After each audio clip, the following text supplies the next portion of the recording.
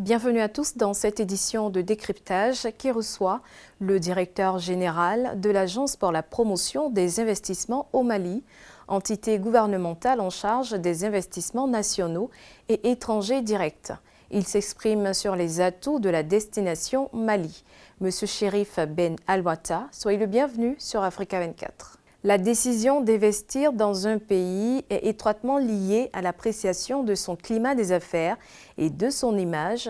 Pouvez-vous nous présenter le climat des affaires au Mali et quels sont les atouts du Mali par rapport à ses voisins? C'est vrai, la décision d'investir est liée, comme vous l'avez dit, au climat des affaires, mais il y a deux éléments essentiels. Il y a la législation qui est sur place et il y a les potentialités du pays.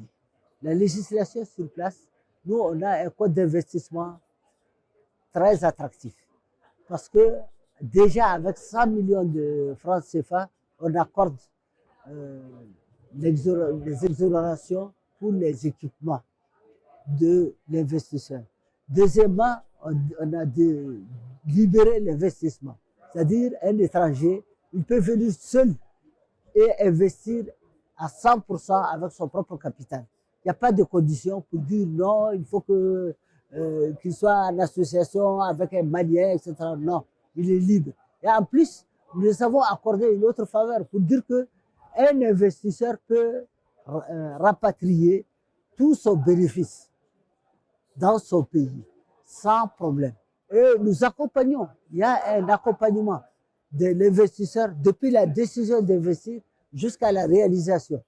À la décision d'investir, on a une équipe dynamique qui va l'accompagner pour remplir toutes les formalités, pour avoir les exonérations, je parle des gros investisseurs, sinon pour les créations, en 70 heures, 72 heures, on peut créer son entreprise au Mali.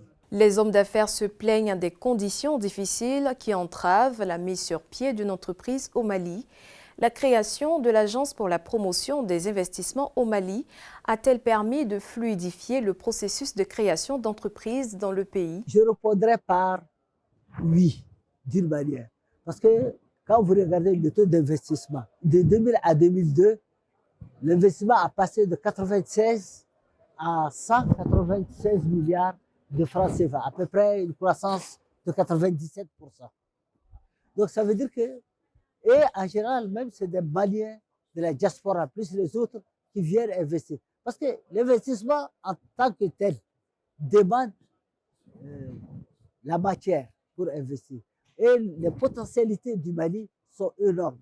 Sur le plan, comme vous l'avez, sur le plan agriculture, l'agro-business, l'élevage. Aujourd'hui, on est le deuxième, on a 22 millions de bovins. Donc, on est le deuxième cheptel, on a le deuxième cheptel de l'Afrique de l'Ouest.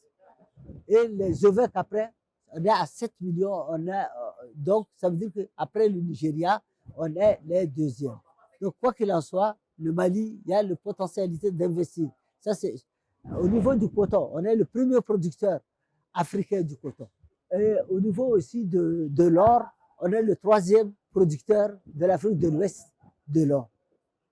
À ce titre, l'énergie est très diversifiée parce qu'il faut de l'énergie pour produire. On a l'énergie solaire, on a l'énergie hydroélectrique, on a l'énergie thermique, on a aussi de l'hydrogène qu'on vient de découvrir au Mali. Les opérateurs économiques nationaux sont-ils enthousiastes à investir au Mali?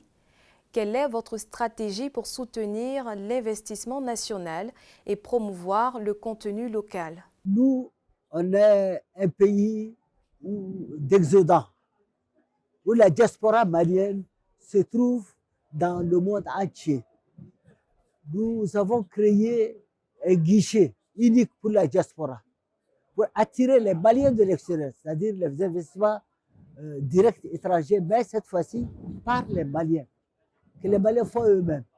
Donc, à travers ce guichet, nous avons créé une plateforme. Et cette plateforme, elle est tout de suite en construction. Le Malien qui se trouve en France, aux États-Unis et partout dans le monde, au Congo, il peut immédiatement créer son entreprise. Ça, c'est une manière de faciliter la création d'entreprises pour les Maliens de la diaspora. Et aujourd'hui, je vous dis une chose, qu'en 2022, quand vous voyez les investissements qui ont été faits au Mali, à peu près les 92%, c'est les Maliens qui ont eu un effet. Quels sont les secteurs d'activité qui attirent le plus d'investissements dans le pays? Il faut remarquer qu'au Mali, il y a 3 secteurs, comme partout. Il y a le primaire, le secondaire et le tertiaire. En général, l'agro-business, les mines attirent beaucoup les investisseurs. Actuellement, les jeunes créent des web, des trucs électroniques au niveau du pays. Sinon, en général, les premiers secteurs au Mali qui attirent les investisseurs, en général, c'est les mines et les agro-business. La problématique du développement des économies respectueuses de l'environnement est une priorité à l'échelle mondiale. Avez-vous déjà élaboré des dispositifs réglementaires et juridiques régissant les IDE dans les secteurs nouveaux tels que l'hydrogène vert et bleu, la chaîne de valeur de la transformation gazière? Déjà, je peux vous dire que le Code des investissements n'a rien laissé de côté. Et aujourd'hui, il y a même des Maliens qui ont investi des milliards, M. Diallo, dans l'hydrogène. Et aujourd'hui, une usine de construction du lithium, une usine d'exploitation du lithium est en cours. Au Mali, les femmes actives exercent dans l'entrepreneuriat, principalement le commerce. Quelle est la stratégie mise en place par l'API Mali pour booster l'entrepreneuriat féminin? L'entrepreneuriat féminin, c'est un de nos premiers soucis. Nous avons créé un guichet unique pour les femmes qu'on appelle Women Business Center. Et ce guichet unique, on encadre les femmes avec des business plans. Elles donnent l'idée et on les crée, les business plans. Aujourd'hui, on a eu à élaborer 100 business plans pour les femmes. On les accompagne aussi vers les banques pour avoir des financements. Disposez-vous d'un guide électronique des investissements pour le Mali? Si oui, parlez-nous-en. Nous, on a le code des investissements, on a beaucoup de manuels et qui sont sur Internet. Et tout celui qui va accéder, on a des sites web de l'Agence pour la promotion de l'API, il peut consulter. Et entre-temps, je vous ai dit qu'on est en train de s'atteler pour pouvoir créer un site pour la diaspora afin de créer directement leur entreprise en ligne. La zone de libre-échange continentale est effective depuis le 1er janvier 2021. Comment le Mali compte-t-il capitaliser la mise en œuvre de cette zone d'échange pour booster les investissements dans le pays?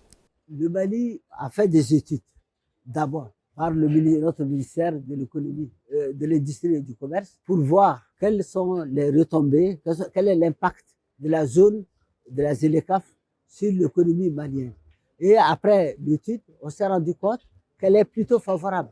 Parce que nous, au Mali, on est au centre de l'Afrique de l'Ouest. Finalement, nous sommes en train de tout faire pour que nos entreprises soient beaucoup plus compétitives.